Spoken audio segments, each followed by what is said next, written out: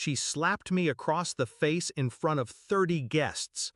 Cake on the table, balloons on the wall, my brother still holding the knife like a king waiting for applause.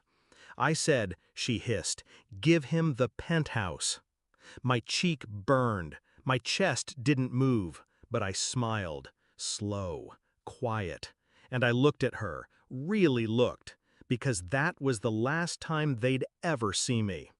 I used to believe I was born to prove myself, not to the world, to them. My mother with her cold eyes and colder praise. My brother, Julian, born 3 years after me, but treated like royalty since day one. Every A I got, he got a trophy for trying. Every win I earned, he got celebrated just for showing up.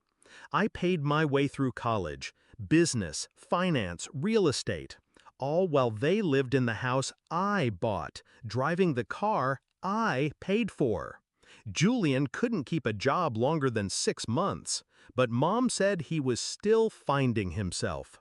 I found myself too, in a penthouse suite overlooking the skyline. Marble counters, private elevator, my sanctuary, my reward. But to them, it was just extra space for Julian's transition into manhood. The birthday invitation came handwritten, family dinner, no excuses. I showed up out of habit, not affection. The moment I walked in, I knew something was off. Julian's friends were already calling him the new king of the tower.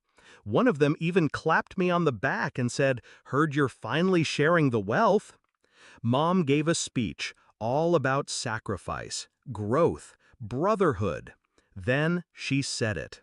Said I'd agreed to let Julian move into my penthouse.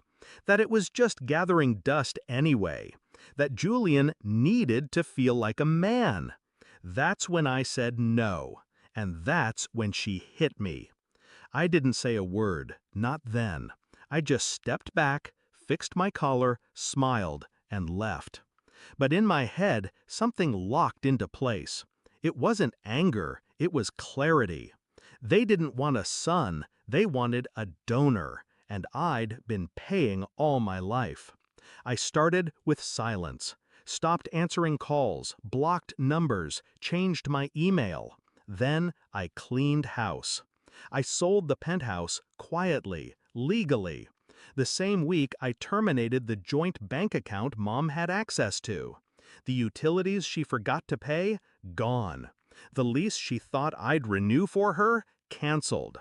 I let her find out when the notices came in. Julian called from a borrowed phone. "Bro, what the hell's going on?" I didn't answer. He texted me a photo of the penthouse. Empty. Where's my stuff? I replied with one word. Sold. He didn't know I owned everything in there, down to the silverware. He called me a monster. I didn't care. I was just getting started. Then I reached out to my lawyer, had him draft a formal debt recovery notice. Turns out every loan I gave them over the years, tuition, car payments, bailouts, I'd documented. They thought it was generosity. It was record-keeping. My lawyer filed claims, froze assets, placed liens. The house they lived in my name. Eviction was fast. They had 30 days to get out. I didn't do it to be cruel. I did it to cut the cord, to stop the bleeding, to finally choose myself. A month later, I went back. Not to reconcile, just to see. They were packing boxes. Mom looked older, smaller. Julian wouldn't meet my eyes. I handed them both envelopes, not checks, letters. To Mom, I wrote, "I spent my life trying to earn your pride. I've stopped trying." To Julian, "Being a man has nothing to do with where you sleep. Figure it out." Then I turned around, walked out, didn't look back. Now, I live in a smaller place, cozier, quiet. I cook my own meals, wake up without noise, breathe without guilt. I still get calls from old family friends, from cousins trying to mediate. They say I went too far, that blood is thicker, but so is self-respect. I gave them everything once. Now, I give them nothing. And in that nothing, I found peace. That birthday slap? It wasn't an insult. It was a gift. The last one I ever accepted.